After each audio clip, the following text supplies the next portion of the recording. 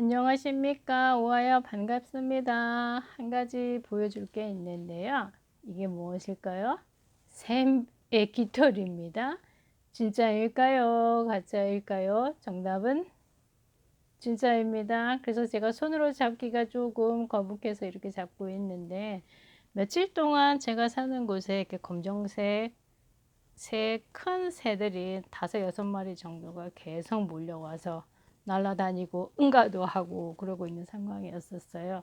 전에 보지 못했던 것들이라서 자세히 보기도 하고 왜 이렇게 새들이 날아올까라는 생각도 하고 있었는데, 그러니까 새는 하늘을 날아다니죠. 그러니까 자연계에서 활동하고 있는 생물인데, 그 오늘 나눌 스토리 가운데 하나님께서 하늘을 날아다니는 까마귀들을 통해서 하나님의 일을 하셔요.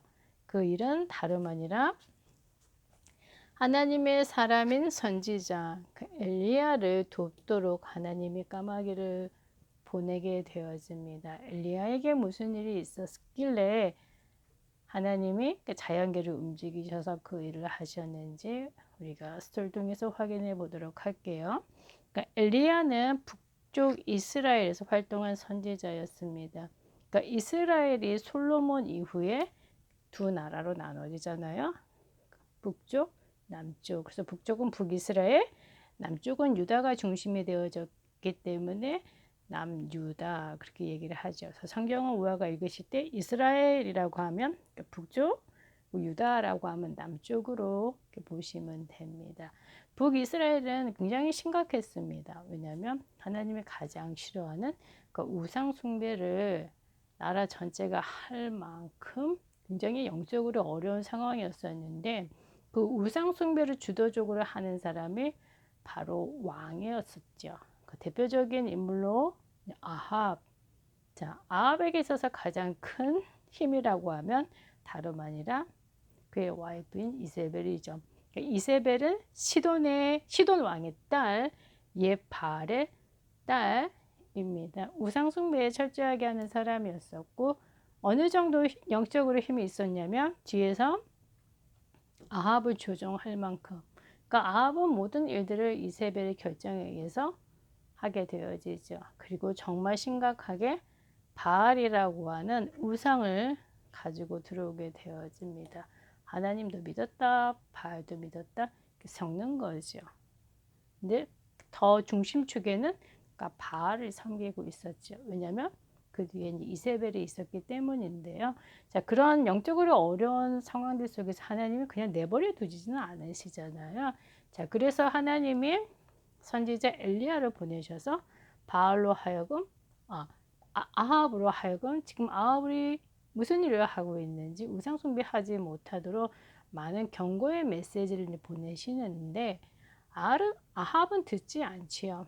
왜냐하면 이미 악한 영에게 많이 잡혀 있는 시간입니다. 자, 그래서 하나님께서 깨닫게 하시려고 자연계를 움직이시는 가운데 하늘에서 비가 내리는 것을 멈추게 하시는 거예요. 자, 그리고 엘리야를 통해서 말씀하실 때만 이제 비가 내리는 거죠.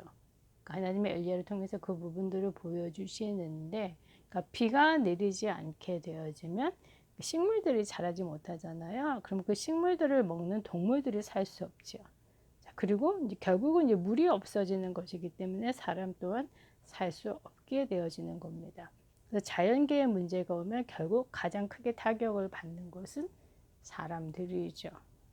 자, 그래서 아합은 무엇을 했을까요? 당연히 비가 와야 되니까 자신이 믿고 있는 바알에게 열심히 기도하는데 아들은 꿈쩍도 안 하지요.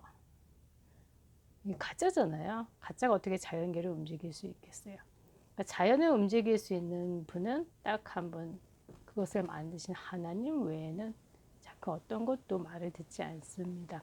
자, 그런데 아합이 통치하는 그 이스라엘에는 엘리야도 살고 있어요. 그러니까 엘리야도 이제 어려워지고 있는 상황이죠. 자, 그래서 하나님께서 엘리야에게 말씀하십니다. 그곳을 떠나라. 그리고 하나님을 가게 하시는 장소에 이르렀는데, 자, 그곳에는 시냇물도 이렇게 졸졸졸졸 흐르고 있었어요. 물이 있다라는 얘기죠. 사람이 물만 먹고는 살 수는 없잖아요. 왜냐하면 이 가뭄의 시기가 굉장히 길었어요. 하루 이틀, 두 달, 세 달 이렇게 되어지는 것이 아니라 1년은 넘어가면서 더 넘어가면서. 그러니까 엘리야에게도 당연히 먹을 음식이 필요하죠. 그래서 하나님이 하신 방법은 지금 엘리야가 있는 장소 그 누구도 모릅니다. 까마귀들을 보내시죠. 그리고 그 까마귀들이 엘리야가 먹을 수 있는 음식을 심부름하게 되어지죠. 자, 물도 있고 음식도 있고 엘리야가 충분히 이제 생활할 수 있는데, 자, 그런데 가뭄이 계속 되다 보면 졸졸졸졸 흐르는 이 시냇물도 결국은 마르게 되어져 있어요. 그러니까 마실 물이 없어지는 거죠. 사람이 물을 먹지 않고 얼마나 견딜 수 있을까요? 그렇게 긴 시간은 견딜 수 없습니다. 자, 이런 상황 속에서 하나님께서 엘리야를 위해서 또 어떻게 엘리야를 지키고 인도하시는지 우리가 다음 주에 계속 진행할 건데요. 자, 오늘 정리하실 내용은 다름이 아니라 우리가 살아가는 이 세상에 그러니까 사람의 손으로 컨트롤할 수 없는 것이 바로 자연재해지요. 자연에서 일어나는 많은 일들. 자, 그런 것들을 통해서 결국 나라 전체가 어려워지죠. 그렇죠? 그럼 사람이 이제 살기 힘들어지는 거예요. 그러면 사람들은 자신들이 살아간 삶에 문제가 오게 되어지면 그 문제를 해결하기 위해서 무엇인가 의지할 수 있는 대상을 찾지요. 아, 보세요. 물론 평상시에도 바알을 섬기고 있었지만 하늘에서 비가 내리지 않자 즉각 하는 것이 다시 더 심각하게 우상 숭배로 들어가게 되어지죠. 자, 그렇기 때문에 영적으로 더 많이 어려워지고 있는 상황입니다. 자, 그래서 어떤 일들이 일어날 때 결과적으로 그 뒤에 일어나는 영적인 문제들은 무엇인지 우리가 확인을 해봐야 되겠죠. 하지만 그 뒤에 반드시 하나님은 답을 주시죠.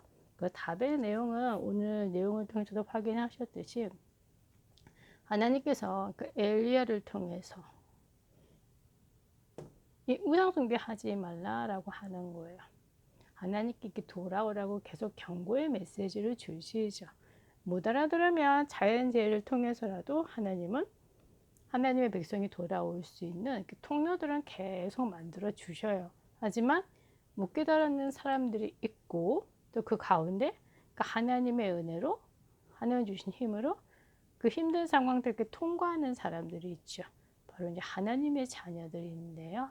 자, 그래서 우아가 계속 준비하실 내용은 다름 아니라 우리의 영혼을 살리고 우리에게 힘을 주시는 분은 딱 하나님 한 분뿐이십니다.